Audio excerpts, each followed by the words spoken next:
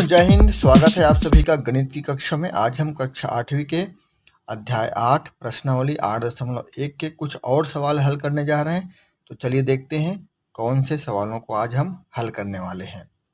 देखिए यहाँ पर प्रश्नावली 8.1 में प्रश्न क्रमांक 1 हम पहले वीडियो में आपको बता चुके हैं। आज हम बताएंगे प्रश्न क्रमांक 2 और प्रश्न क्रमांक 3 के सवाल। यदि हम 1-2 सवाल बता दें यहाँ पर तो आप बाकी के सवालों को बना सकते हैं। वैसे यहाँ पर भी 1-2 सवाल बना दें हम आपको तो आप बाकी के सारे सवालों को बना सकते हैं। तो चलिए कुछ सवालों को हम यहाँ पर हल करने वाले हैं। आप कॉपी पेन लेकर तैयार रहिए, अपने पुस्तक भी खोल कर रखिए।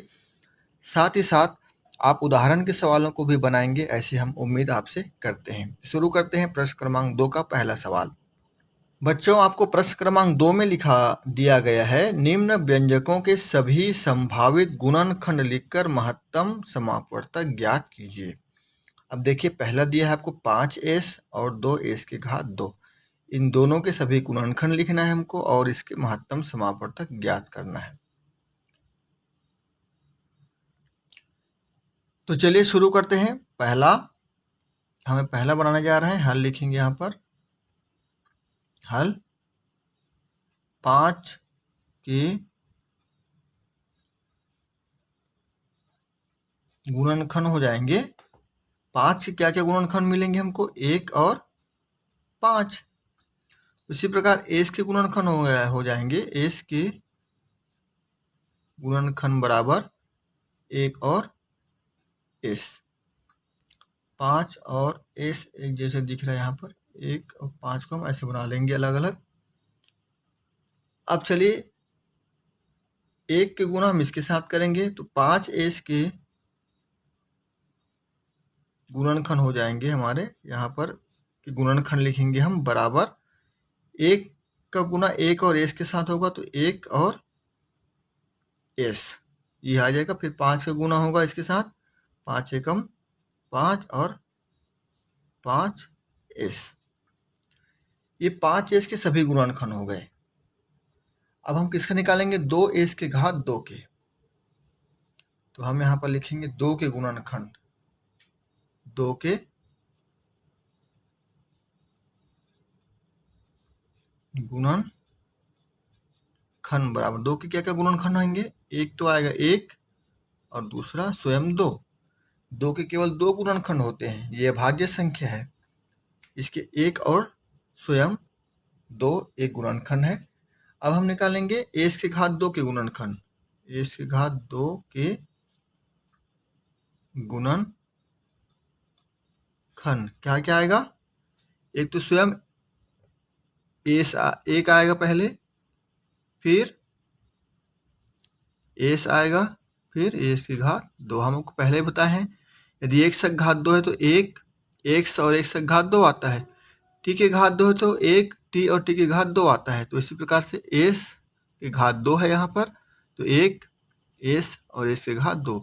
अब हम इस 1 का गुणा तीनों के साथ करेंगे तो हम लिखेंगे यहाँ पर 2s की घात 2 के सभी गुणनखंड। आपको वहां पर भी ऐसे लिखना है जहां जो जो लिखा गया है। क्या क्या आ जाए? 1 का गुना कीजिए। चलिए 1 का गुना 1 के साथ करेंगे तो यहाँ पर आएगा 1 का गुना इसके साथ करेंगे ये आ जाएगा s। 1 के गुना इसके घात 2 के साथ गुना करेंगे इसके घात 2। फिर हम 2 के गुना करेंगे 2 एकम 2, इसके साथ 2 के गुना इसके साथ करेंगे 2s। 2 गुना इसके घात 2 के साथ करेंगे 2 गुना इसके घात 2। अब देखिए यहाँ पर और यहाँ पर दोनों में सबसे बड़ा गुणनखंड कौन सा है? 1 दोनों में है, ये सबसे बड़ा गुणनखंड नहीं है। s दोनों में है, 5 दोनों में नहीं है, इसलिए हम जो नहीं है उसको काट देंगे यहाँ पर। चलिए देखते हैं क्या क्या नहीं है। 5 नहीं है, 1 तो होगा नहीं, 5 नहीं होगा क्योंकि इसमें 5 नहीं है। फिर 5s के घात 2 भी नहीं होगा क्योंकि यहाँ पर 5s यहाँ पर भी नहीं है। तो बचा क्या यहाँ पर? अब s। तो देखिए यहाँ पर भी s है और यहाँ पर भी s है। s के घात 2 यहाँ है लेकिन यहाँ नहीं है। 2 यहाँ है लेकिन यहाँ नहीं है, 2s यहाँ है लेकिन यहाँ नहीं है, 2s की घात 2 यहाँ है लेकिन यहाँ नहीं है, यहाँ s है, यहाँ s है। यही दोनों का सबसे बड़ा गुणनखंड है, यानी कि महत्तम समापवर्तक है। तो आइए अब हम लिखेंगे अंत में, अतः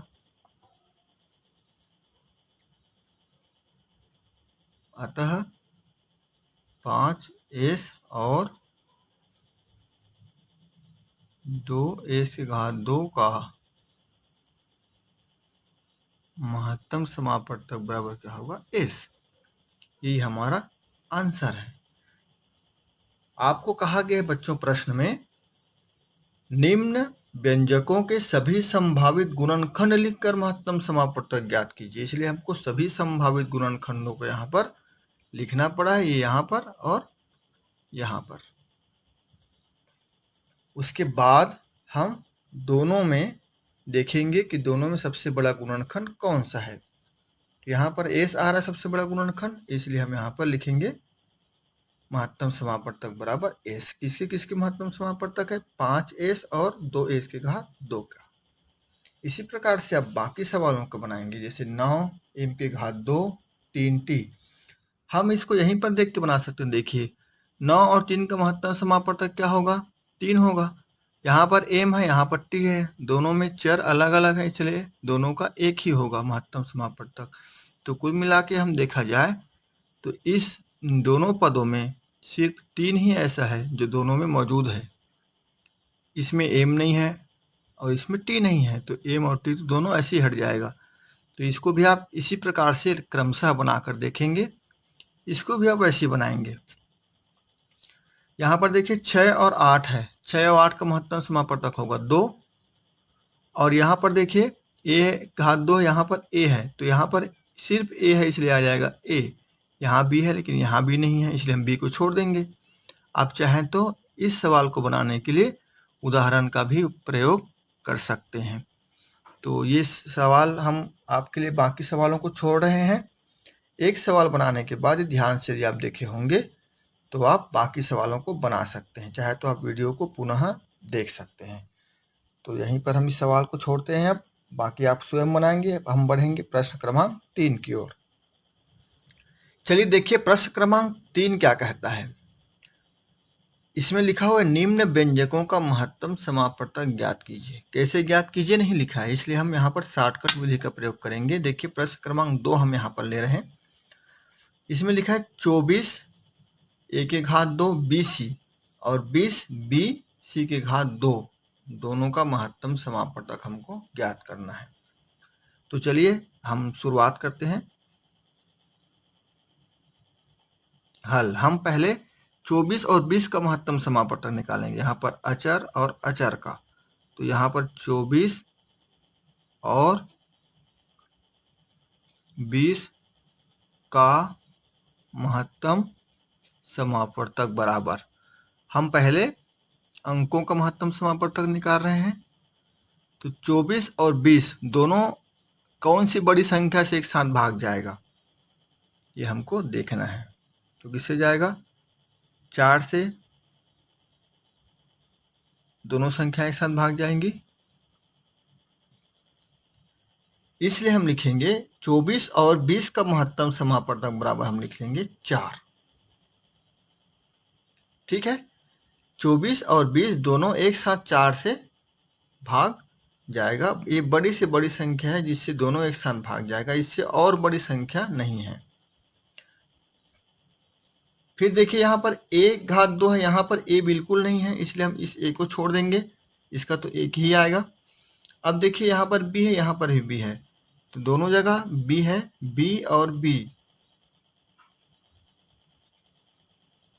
का महत्तम समापवर्तक बराबर, देखिए यहाँ पर भी b है, यहाँ पर भी b है, तो b और b का महत्तम समापवर्तक हो जाएगा b, वही हो जाएगा। अब हम देखेंगे c, यहाँ पर भी c है, यहाँ पर भी c घात 2 है, तो c और c की घात 2 का महत्तम समापवर्तक बराबर क्या होगा, यहाँ पर c है, यहाँ पर c घात 2 है, इसलिए इसका हो जाएगा c घात 2 और c का क्या होगा c।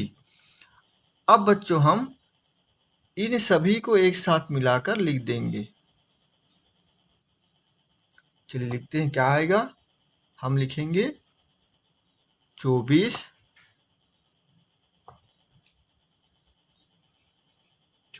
1 घात 2 BC और 20 1 घात 2 का महत्तम समापवर्तक बराबर क्या आया है, 4 BC।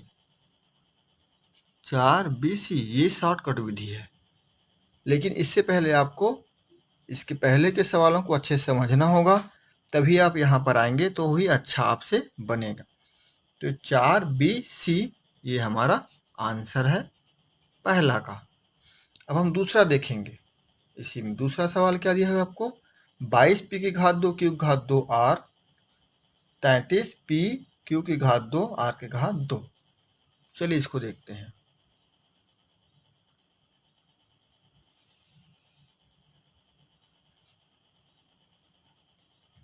सबसे पहले हम 22 और 33 का निकालेंगे हल। 5 22 और 33 का महत्तम समापवर्तक बराबर 22 और 33 का सबसे बड़ा महत्तम समापवर्तक क्या होगा, दोनों किससे एक साथ भाग जाएगा, 22 और 33, तो ये जाएगा 11 से। 11 दूनी 22, 11 तिया 33। 11 से बड़ी और कोई संख्या नहीं जिसे दोनों एक साथ भाग जाए, तो 11 आ गया इसका। अब हम निकालेंगे किसका, P की घात 2 और P का महत्तम समापवर्तक। देखिए P की घात 2 और P का, यहाँ पर ये P की घात 2, यहाँ P है, इसका निकालेंगे। क्या क्या आएगा, P की घात 2 P का P ही आएगा, क्योंकि यहाँ पर केवल P है, यहाँ पर P की घात 2 है तो P आ जाएगा। फिर हम Q की घात 2 का निकालेंगे। Q की घात 2 और Q की घात 2 का महत्तम समापवर्तक बराबर हो जाएगा Q की घात 2, वही होगा जो दोनों में है बराबर। फिर हम निकालेंगे R और R की घात 2 का महत्तम समापवर्तक बराबर क्या निकलेगा, यहाँ पर केवल R है, यहाँ पर R की घात 2 है, तो आ जाएगा उत्तर हमारा R। अब देखिए बच्चों, आप यहाँ पर ये जो संख्या हमें प्राप्त हुई है चर और अचर के रूप में, सबको हम मिलाकर एक साथ लिखेंगे तो हमारा उत्तर आ जाएगा 11P Q घात 2 R। ये जो आया है वही हमारा उत्तर है किसका, 22 यहाँ पर देखिए 22P की घात 2 Q की घात 2 R और 33P Q की घात 2 R का महत्तम समापवर्तक क्या आया, 11P Q की घात 2 R। ये हमारा उत्तर। इसी प्रकार से आपको बाकी सवालों को बनाना है। यदि समझ में नहीं आया तो वीडियो को एक बार और देख सकते हैं, आपके पुस्तक में उदाहरण भी दिया हुआ है, उसको भी आप देखकर समझ सकते हैं। तो प्रश्नावली 8.1 यहीं पर समाप्त होता है। मिलेंगे हम प्रश्नावली 8.2 में बहुत जल्द। तब तक के लिए आप सभी को जय हिंद, नमस्कार।